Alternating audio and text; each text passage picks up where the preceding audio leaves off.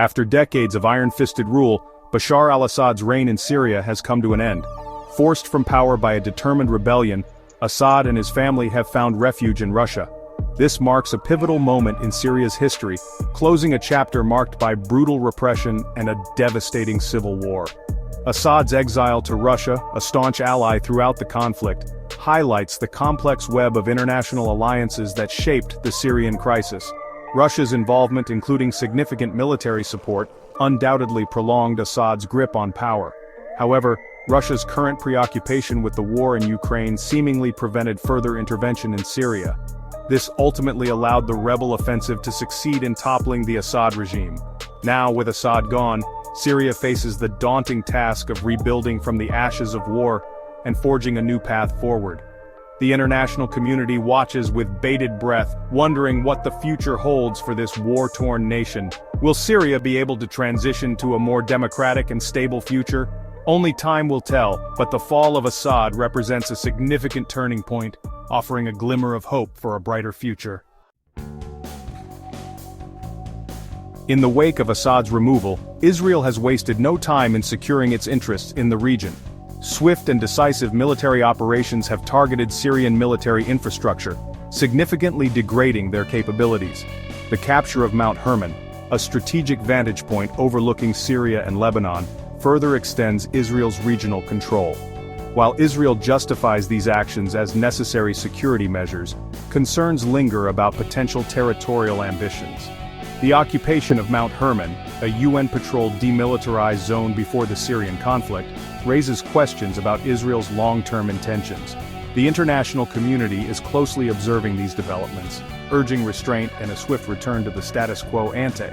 However, given Israel's history in the region, particularly its ongoing occupation of the Golan Heights, skepticism prevails.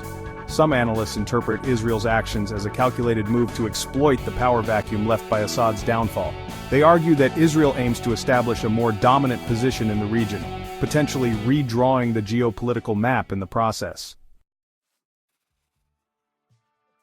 Amidst the uncertainty and chaos, a glimmer of hope emerges with the formation of a Syrian transitional government. This fragile entity, comprised of various rebel groups and opposition figures, faces the Herculean task of guiding Syria towards a more stable and democratic future. Their immediate priorities include restoring basic services, providing humanitarian aid, and disarming militias. However, the road ahead is fraught with challenges. The transitional government must navigate a complex web of competing interests, both internal and external. Internally, they must contend with the remnants of the Assad regime, powerful militias, and deep-seated sectarian divisions. Externally, they face pressure from regional and global powers seeking to influence the country's trajectory. Despite these challenges, the formation of a transitional government represents a crucial step towards a post-Assad Syria. It symbolizes the Syrian people's desire for self-determination and a break from the violence that has plagued their nation for over a decade. The international community has a moral obligation to support the Syrian people in their quest for peace and stability.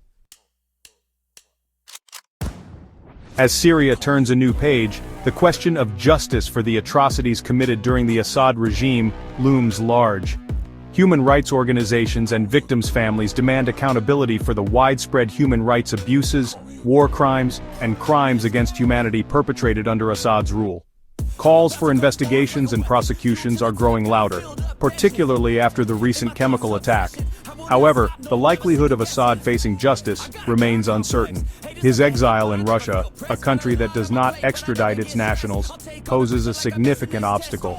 Furthermore, the complex web of international relations and the potential for destabilizing consequences may hinder efforts to hold him accountable. Despite these challenges, the pursuit of justice remains crucial, both for the victims and for the future of Syria. A genuine and lasting peace cannot be built upon impunity. The international community must explore all avenues to ensure that those responsible for these heinous crimes are held accountable, sending a clear message that such atrocities will not be tolerated.